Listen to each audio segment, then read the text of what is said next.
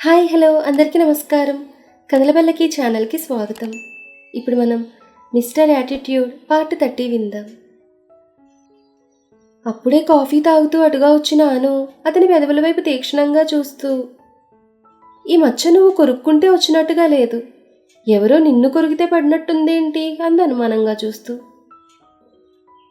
ఆ మాటకి ఏం మాట్లాడుతున్నావను అని చాముండి గట్టిగా అడగడంతో, అది ఏదో డౌట్ కొట్టాలా అన్నానులే, అయినా బొత్తిగా రొమాంటిక్ సెన్స్ లేని బావు పెదవులను ఎవరు కొరుకుతారు చెప్పు అంది పెద్దగా నవ్వుతూ అను. ఆ మాటకి చాముండి అను వైపు కోపంగా చూసేసరికి సారీ అని చెప్పి అక్కడి నుంచి వెళ్ళిపోయింది అను. అదేదో సెన్స్లెస్గా మాట్లాడింది.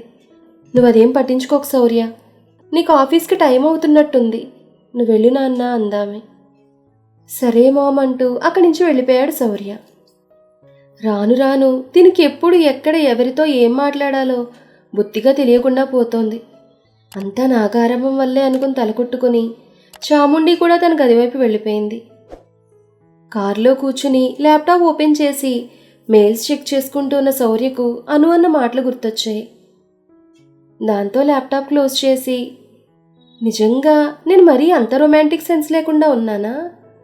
ఉన్నానేమో అనుకుంటూ రాత్రి మధు ముద్దు పెట్టడం, ఆ తర్వాత తను మధుకు ముద్దు పెట్టడం, ఆ ముద్దు కొన్ని నిమిషాల పాటు కొనసాగడం, మధుకి ఆ ముద్దు వాళ్ళు ఊపిరాడక ఫెయింట్ అవ్వడం, అవన్నీ గుర్తు తెచ్చుకుని, లేదు, నాకు రొమాంటిక్ సెన్స్ లేకుండా ఉంటే మధును ముద్దు పెట్టుకునేవాడినే కాదు. అవును, అసలు అలా ఎలా మధును ముద్దు పెట్టుకున్నాను? తనకి ఎంత దూరంగా ఉండాలనుకుని ఉండలేకపోతున్నాను. అందుకేగా ఆఫీస్ నుంచి ఇంటికి రావాలనుకున్న నేను మనసు మార్చుకుని వాళ్ల వెనుక వెళ్ళాను. అయినా వెళ్ళడమే మంచిదైంది. నేను అలా వెళ్ళబట్టే మధును కాపాడుకోగలిగాను. లేకపోతే వాడి చేతిలో లేదు, ఆ ఊహను కూడా నేను తట్టుకోలేను. మధుకి ఏమైనా జరిగితే నేనే కాదు, పింకీ కూడా భరించలేదు. కానీ రేపు విక్కీతో పెళ్ళయ్యాక మధు ఇలాంటివి ఎప్పుడో ఒకప్పుడు ఫేస్ చేయాల్సి వస్తుందేమో. అలా జరగడానికి వీల్లేదు. అసలు మధు ఎందుకు విక్కీని పెళ్లి చేసుకోవాలి? నన్నే చేసుకోవచ్చు కదా అనుకున్న మరుక్షణం శౌర్య పెదవులపై నవ్వు, ముఖంలో బ్లష్ వచ్చి చేరాయి. కానీ అది జరిగే పని కాదులే అనుకుని అప్పటికి ఆమె ఊహల నుండి బయటకొచ్చి కారు విండో నుండి బయటకు చూస్తూ కూర్చున్నాడు. ఇక్కడ హాస్పిటల్కి వెళ్ళిన మధు నేరుగా విక్కీ ఉన్న గదిలోకి వెళ్ళింది. బెడ్ మీద కూర్చునున్న విక్కీ ఆమె రాకను చూస్తూనే మధు అంటూ లేవబోయాడు. కానీ వద్దంటూ మధుయే అతన్ని చేరి విక్కీ భుజాలపై చేతులు వేసి, ఇప్పుడు నీకు ఎలా ఉంది విక్కీ అని అడిగింది ప్రేమగా. ఇప్పుడైతే కాస్త పర్వాలేదు, కానీ ముందుది చెప్పు, నీకెలా ఉంది? నువ్వు బాగానే ఉన్నావు కదా అని అడిగాడు మధుని పరిశీలిస్తూ. నేను బాగానే ఉన్నానని చెప్పింది మధు. అలా చెప్తున్న మధు ముఖంలోకి చూసిన విక్కీ ఆమె పెదవుల చివరి చిట్లిన దెబ్బ వైపు చూస్తూ, ఐఎమ్ వెరీ సారీ మధు, నిన్ను అక్కడికి తీసుకుని వెళ్ళుండకూడదన్నాడు బాధగా. It's okay Vicky, some times అలా జరుగుతూ ఉంటాయి. నువ్వు పదే పదే దాని గురించి ఆలోచించి నీ ఆరోగ్యాన్ని పాడు చేసుకోకంది. అంతలోనే ఏదో గుర్తొచ్చిన వాళ్ళ నిన్నెవరు సేవ్ చేశారు అని అడిగాడు విక్కీ. దానికి మధు ఆన్సర్ చెప్పేలోపే ఎవరో ముసుగు వ్యక్తి వచ్చి మేడం గారిని సేవ్ చేసి ఆమె అపార్ట్మెంట్కి చేర్చారంట సార్. ఆ వ్యక్తి మిమ్మల్ని కూడా అంబులెన్స్ బుక్ చేసి హాస్పిటల్కి చేర్చారని చెప్పాడు ధనుంజయ్ పిఏ. అది విన్నా విక్కీ, ముసుగు వ్యక్తా అని అడిగాడు ఆశ్చర్యంగా. అవును సార్, ముసుగు వ్యక్తే అని సమాధానం ఇచ్చాడు అతను. ఆ ముసుగు వ్యక్తి ఎవరో మీకు తెలియలేదా అని అడిగాడు విక్కీ. లేదు సార్, మేము అక్కడికి వెళ్ళి ఎంక్వైరీ చేసినప్పుడు అక్కడ ప్రత్యక్షంగా చూసిన వారు కూడా ఆ ముసుగు వ్యక్తి ఎవరో తెలియదనే చెప్పారని చెప్పిన పిఏ వైపు చూసి, మీరు ఏం చేస్తారో నాకు తెలియదు, నాకు ఆ ముసుగు వ్యక్తి ఎవరో కనిపెట్టి చెప్పండి. నా ప్రాణం మధు పరువు కాపాడిన వ్యక్తికి నేను థ్యాంక్స్ చెప్పి తీరాలన్న విక్కీతో ఒకేసారని చెప్పి పిఏ అక్కడి నుంచి వెళ్ళిపోయాడు. మధు పక్కనే ఉన్న అంబిక మధు చేతులను పట్టుకుని తన వైపు తిప్పుకుని మధు పెదవుల చివరనున్న దెబ్బను చూస్తూ, ఎంత ప్రమాదం తప్పింది తల్లి, నీకు ఒకవేళ ఏమైనా జరుగుంటే జీవితంలో మమ్మల్ని మేము క్షమించుకోలేమంది కళ్ళనీళ్లతో. ఆ మాటకి ఇప్పుడేం జరగలేదు కదత్తమ్మ, మరి ఎందుక కన్నీళ్లు, ఊరుకోండి అంటూ అంబికను ఓదార్చింది మధు. అదంతా బొమ్మలా నిలబడి చూస్తోంది చారు.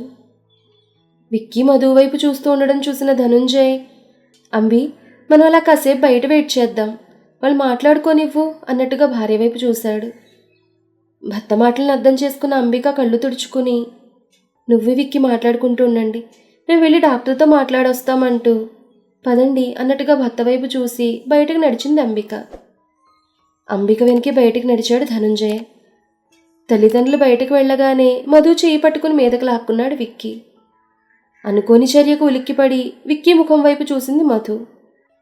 విక్కీ మధు ముఖాన్ని చేతుల్లోకి తీసుకుని, నన్ను క్షమిస్తావు కదా మధు అని అడిగాడు పశ్చాత్తాపం నిండిన కళ్ళతో. అయ్యో అవేం మాటలు విక్కీ, నువ్వు కావాలని ఇలా చేయలేదు కదా అంది మధు. లేదు, నేను కావాలని చేయకపోయినా జరిగిందంతా నా వల్లే జరిగింది. నేను కానీ కిరణ్ లవర్ రోజీతో అలా చేయకుండా ఉండుంటే వాడిప్పుడు నీతో ఇలా ప్రవర్తించేవాడే కాదు కదా అన్నాడు బాధపడుతూ విక్కీ. అక్కడే ఉండి ఆ మాటలన్నీ వింటున్న చారు ఏం జరిగిందో అర్థం చేసుకుని, వీడు వాడి లవర్ను గోకాడని వాడు వీడి లవర్ను గోకాలనుకున్నాడా? కానీ మధ్యలో బలవపోయింది మా మధున. చెత్త వెధవ, వీళ్ళలాంటి వాడినా నా మధు పెళ్లి చేసుకోబోతోంది. లేదు, అలా జరగడానికి నేను అస్సలు ఒప్పుకోను. ఎలా అయినా సరే వీళ్ళు పెళ్లిని ఆపి తీరుతాననుకుంటూ కోపంగా గది నుండి బయటకు నడిచింది చారు. దగ్గరగా ఉన్న మధును ఇంకాస్త దగ్గరికి లాక్కుని ఆమె భుజంపై తలపెట్టుకుని కళ్ళు మూసుకుని పడుకున్నాడు విక్కీ. కళ్ళు మూసుకుని పడుకున్న విక్కీ తలని నిమురుతూ, నీలో వచ్చి నీ పశ్చాత్తాపం చాలు విక్కీ, నీలో మార్పు వస్తుంది అనడానికి. అయినా ఏ మనిషి కూడా పుట్టుకతోనే చెడ్డవాడైపోడు, పరిస్థితులను బట్టి అతను మారుతూ ఉంటాడు. నీలో చెడుగుణ నీ నుండి దూరమైతే అత్తమ్మ చాలా సంతోషిస్తారు. నాకు అదే కావాలనుకుంటూ అతని తలను ప్రేమగా నిమురుతోంటే గదిలోకి అప్పుడే వచ్చిన చారు కోపంగా చూస్తూ ఏదో మాట్లాడాలనుకుంటూ ఉండగా నెమ్మదిగా పడుకున్నాడని సైగ చేసి పడుకున్న విక్కీని పిల్లో మీద పడుకోబెట్టి చేతి కింద ఇంకో పిల్లో ఉంచి అతను కంఫర్ట్గా ఉండేలా చేసి బెడ్ మీద నిలిచి లేచి చారు వైపుకి వచ్చింది మధు. మధుని చూస్తూనే, అలాంటి వాడిని ఇంతలా కంఫర్ట్ చేయడం అవసరమా అని అడిగింది పెద్దగా నోరు పెడుతూ చారు. దాంతో వెంటనే చారు నోటిని మూసేస్తూ ఆమెను తీసుకుని గది బాల్కనీ వైపు వెళ్ళి, ఏంటి నీ బాధ అని అడిగింది మధు అసహనంగా చూస్తూ. నా బాధ ఏంటంటే నీ లైఫ్ ఏమైపోతుందో అనే అంది కోపంగా చూస్తూ చారు. ఇప్పుడు నా లైఫ్కి వచ్చిన ఇబ్బంది ఏంటి అని అడిగింది అర్థం కాక చూస్తూ మధు. ఇబ్బంది ఏంటని ఇలా మెల్లిగా అడుగుతావేంటే? అటు చూసావా, బెడ్ మీద బుజ్జి పిల్లాళ్ళ పడుకునున్నాడు చూడు, వాడు మామూలు వాడు కాదు, పెద్ద డాష్ గాడు. వాడితో లైఫ్ షేర్ చేసుకుంటే ఇక నీ లైఫ్ మటాషే అంది చేతులు విరుపుతూ. ఆపుతావా? అలా ఏం జరగదు. అయినా ఇప్పుడు విక్కీ మారిపోయాడంది వెనక్కి తిరిగి హాయిగా చిన్నపిల్లాళ్ళ పడుకున్న విక్కీ వైపు చూస్తూ. ఏడ్చావు, వాడు కనిపించేంత మంచోడైతే కాదు. త్రివిక్రమ్ సినిమాలో డైలాగ్లా, వాడు కాశీతాడులా కనిపించే కట్లపాము, నైలాన్ తాడులా కనిపించే నాగుపాము, ఎప్పుడో ఒకప్పుడు కాటు వేసి తీరతాడంది కోపంతో బుసలు కొడుతూ చారు. చారుకు అర్థమైంది. మరి మధుకి ఎప్పుడు అర్థమవుతుందో ఈ విషయం? సరే, మన తర్వాత ఏం జరిగిందనేది నెక్స్ట్ ఎపిసోడ్లో తెలుసుకుందాం. ఈ కథ మీకు నచ్చితే లైక్ చేయండి, షేర్ చేయండి, కామెంట్ చేయండి. అలాగే మన కథల పల్లకి ఛానల్ని సబ్స్క్రైబ్ చేసుకుని పక్కనే ఉన్న బెల్ ఐకాన్ని క్లిక్ చేయడం మాత్రం మర్చిపోకండి. ధన్యవాదాలు.